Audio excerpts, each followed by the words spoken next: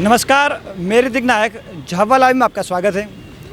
भारत और चीन के बीच चल रही तनातनी के बाद आखिरकार केंद्र सरकार ने चाइनीज़ 59 ऐप्स पर बैन लगा दिया है।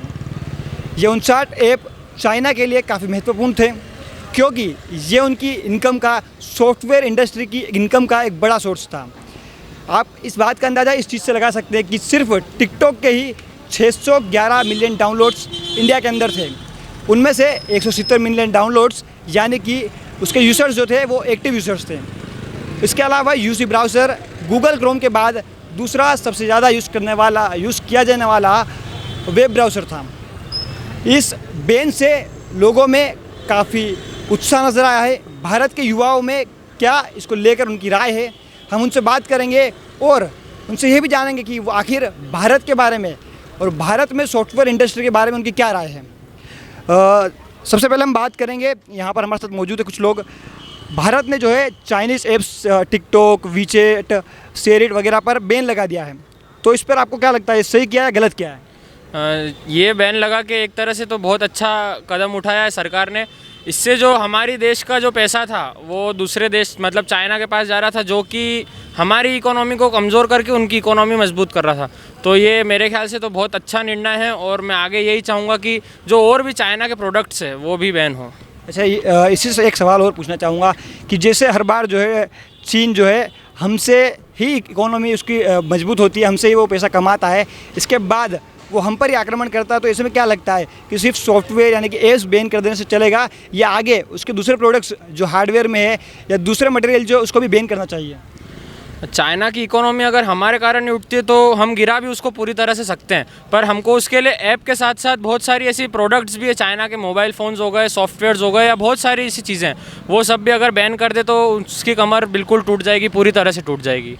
इन्होंने सही बात कही कि चाइना को जो है उसी की भाषा में जवाब देना ज़रूरी है।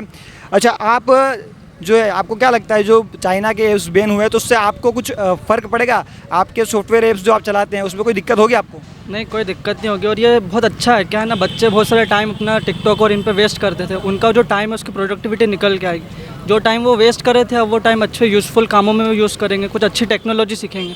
इसलिए ये बड़ा अच्छा निर्णय लिया और हम इसका पूरा सपोर्ट करते हैं और जितना हो सके उतना उनके प्रोडक्ट्स और इन सबको भी हम मतलब बिल्कुल बॉयकॉट करेंगे। क्या आपको लगता है कि इंडिया में जो सॉफ्टवेयर इंजीनियर्स है उनके पास एक कैपेबिलिटी है कि वो इन सारे ऐप्स को जो है बहुत जल्दी रिप्लेस कर दें या उनकी जगह ऐसे ऐप्स ले आए जिसका आप इस्तेमाल कर सकें? जैसे कि हमको सबको पता है इंडिया का जो सॉफ्टवेयर डेवलपमेंट है वो बड़ा ही अच्छा है, तो इंडिया में ऐसी कैपेबिलिटी है, लेकिन ये क्या है ना, करना नहीं चाहते। अगर करें ना तो बड़ा अच्छा है और इससे बड़ा ही फ़ायदा होगा। जी, तो आपने सुना कि इनका कहना है कि सॉफ्टवेयर इंडस्ट्री में भारत एक मजबूत खिलाड़ी है, मजबूत कंट्री बन सकता है। और आपको बता दें कि विदेशों में बड़े बड़ी कंपनीज है, चाहे गूगल हो चाहे दूसरी कंपनीज हो, उनमें भारत के सॉफ्टवेयर इंजीनियर बड़े पदों पर पदस्थ हैं। अच्छा, ये थे कुछ युवा जिनका कहना है कि बहुत सही कदम उठाया गया है। चाइनीज़ ऐप्स को बैन करके उसकी इकोनॉमी की कमर तोड़ देनी चाहिए। उसे जो है सिर्फ सॉफ्टवेयर नहीं, हार्डवेयर और दूसरे प्रोडक्ट्स में भी बैन करके उसे पूरी तरह से ख़त्म करना चाहिए। आगे चलेंगे कुछ और जगहों पर, वहाँ के युवाओं से बात करेंगे कि उनका इस पर क्या कहना है। अकेले यूसी ब्राउज़र ने ही पिछले साल 2268 करोड़ का टर्नओवर भारत से कमाया था। ऐसे ही विभिन्न ऐप, चाहे टिकटॉक हो चाहे दूसरे ऐप्स है, वो बड़ी संख्या में यानी कि बड़ी मात्रा में पैसा भारत से चाइना ले जाते हैं। हमारे साथ कुछ और जो है युवतियाँ मौजूद हैं, हमसे बात करेंगे, उनकी राय जानेंगे इस बारे में। भारत ने जो है चाइना के 59 ऐप्स पर जो है बैन लगा दिया है, तो इस पर आपको क्या लगता है, सही किया है गलत किया है? बहुत अच्छा किया है ये, क्योंकि चाइना हमेशा से जो हमारे इंडियन से पैसा कमा रहा है, ऐप के थ्रू हो चाहे किसी और वेपन खरीदना या नहीं बेचना एंड अदर, जैसे हमारे यहाँ पे सारी चीज़ें चाइनीज़ होती है, मोबाइल्स वगैरह सब कुछ। तो ये बहुत अच्छी चीज़ है कि उन्होंने हमारी गवर्नमेंट ने 59 ऐप्स हटा दिए हैं, क्योंकि इससे क्या होगा, हमको भी डेवलप करने का मौका मिलेगा। हमको आइडिया है हम कैसे एक ऐप डेवलप कर सकते हैं और इससे क्या होगा, हमारे यहाँ रोज़गार बढ़ेगा। अच्छा, कुछ लोग कह रहे हैं कि इससे जो टिकटॉकर्स थे, खास करके जो बड़े टिकटॉकर्स बन चुके थे, उनकी इनकम को नुकसान हो गया, उनका जो है इनकम का सोर्स जो ख़त्म हो गया। इस पर क्या कहना चाहेंगे? ऐसा है कि अगर उनके पास टैलेंट है, उनके पास कंटेंट है, तो वो हमारे इंडियंस ऐप जो भी प्लेटफॉर्म होगा उस पर अपना टैलेंट शो कर सकते हैं। उनको यहाँ भी उतना ही दर्जा मिलेगा, सम्मान मिलेगा उससे। तो आई डोंट थिंक। अच्छा, इनका कहना है कि अगर टिकटॉकर्स के कंटेंट में सच में दम है तो वे भारत में बने हुए दूसरे ऐप्स पर भी अपना कंटेंट डालकर उससे अपनी इनकम कमा सकते हैं। अच्छा, क्या लगता है, टिकटॉक यूज़ करते थे आप? नहीं। अच्छा, क्यों? तो टिकटॉक वगैरह बंद हो गया है, दूसरे ऐप्स बंद हो गए, तो क्या लगता है सही किया है गवर्नमेंट ने, गलत किया है? हाँ, बिल्कुल सही किया है टिकटॉक बैन करके।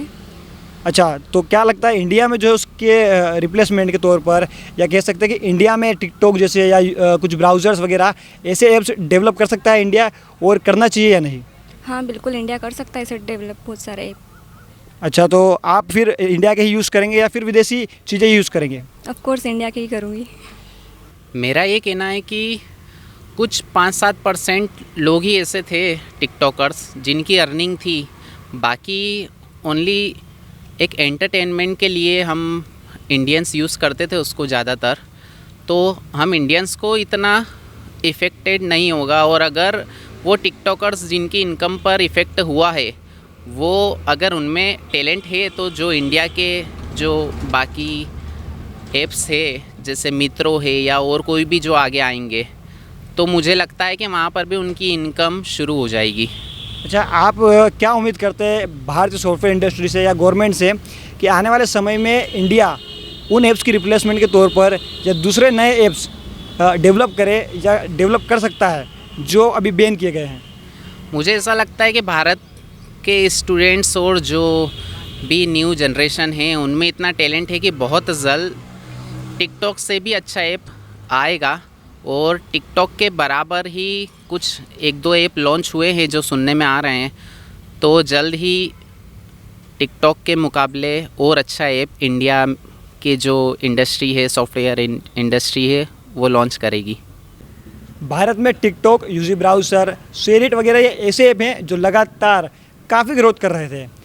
ये जो है चाइना के टॉप ऐप्स थे जिनसे वो रेवेन्यू कमाता है।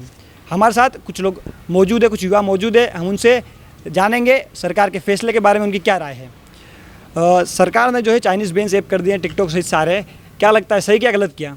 सही क्या है, बहुत ज़रूरी था, क्योंकि इंडिया में भी ऐसी डेवलपमेंट की ज़रूरत है कि इंडिया को दूसरे ऐप्स की, दूसरे देशों की ज़रूरत ना पड़े। अच्छा, एक जो तर्क दिया सरकार ने वो ये दिया है कि चाइना के ऐप्स जो है वो हमारा डेटा चोरी करते हैं, तो इस पर आपको क्या लगता है? हाँ, ये सही है कि ये डाटा चोरी होता है, क्योंकि वहाँ पे वो ऐसी ऐसी चीज़ें मांगते हैं। एक फ़ोटो का ऐप है, वो आपकी लोकेशन मांग रहा है, वो आपके कॉन्टैक्ट्स पे एक्सेस करना मांग रहा है, ये क्या मतलब है इससे? अच्छा, तो आपको लगता है कि ये बिल्कुल सही कदम है और आगे भी इसी तरीके से जो है उसके प्रोडक्ट्स पर बैन लगना चाहिए? हाँ।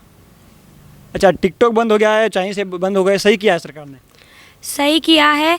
और जो मेरी राय है उसमें है कि जहाँ से मतलब जितना एकदम हम पूरा बैन भी नहीं कर सकते, क्योंकि भारत इतना डेवलप नहीं है कि हर चीज़ वो अभी बना सके, या इतनी मतलब अभी इकोनॉमी इतनी वेल डेवलप नहीं है। पर जैसे मेरे हिसाब से अगर जो चीज़ जिस चीज़ का विकल्प यहाँ है और उसके अलावा भी जो चीज़ विकल्प यहाँ है और तो भी हम बाहर से ले रहे हैं, तो वो चीज़ नहीं होनी चाहिए। अगर हमारे भारत में कोई चीज़ का विकल्प है, जैसे कपड़ों की कंपनियों की या फिर अमेज़ोन, ये सब, तो हम क्लब फैक्ट्री जो कि चाइनीज़ ऐप है, तो हम उस पे से ना लेते हुए मतलब जो विकल्प है भारत में तो हम उसे यूज़ करें, और जितना ज़्यादा हो सके चाइनीज़ प्रोडक्ट या चाइनीज़ जो भी ऐप्स है उसको कम यूज़ करें।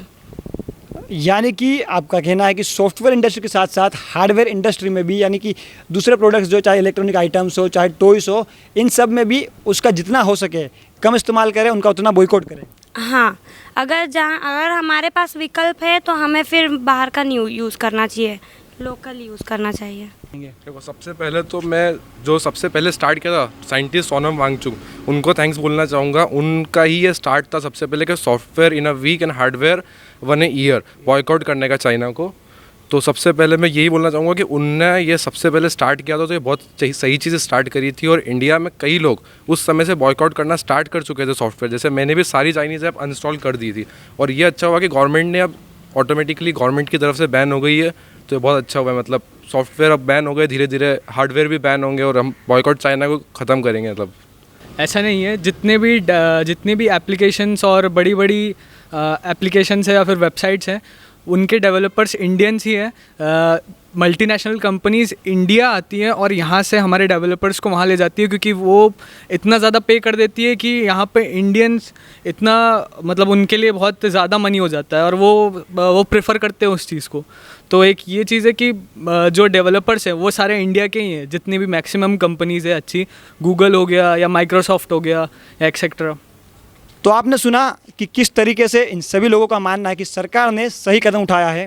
इनका कहना है कि चाइना हमारा डेटा चोरी करता है, उसे हमारे खिलाफ इस्तेमाल करता है, हमसे कमाकर हमारे पैसों से अपनी इकोनॉमी मजबूत करके अपनी सेना को हथियार मुहैया कराता है, जिससे वो हमारे ही सैनिकों की हत्या करते हैं, उन्हें उनकी जान लेते हैं। इसके अलावा इनका यह भी कहना है कि भारत को अपने यहाँ पर लोगों को यानी कि उन सॉफ्टवेयर इंजीनियर्स को इंसेंटिव ज़्यादा देना चाहिए, अच्छी सैलरी देना चाहिए, ताकि भारत भी जो है चाइना जैसे बड़े देशों से, उनके शक्तिशाली ऐप्स से मुकाबला कर सके और भारत एक बड़ा सॉफ्टवेयर हब बनकर तैयार हो सके।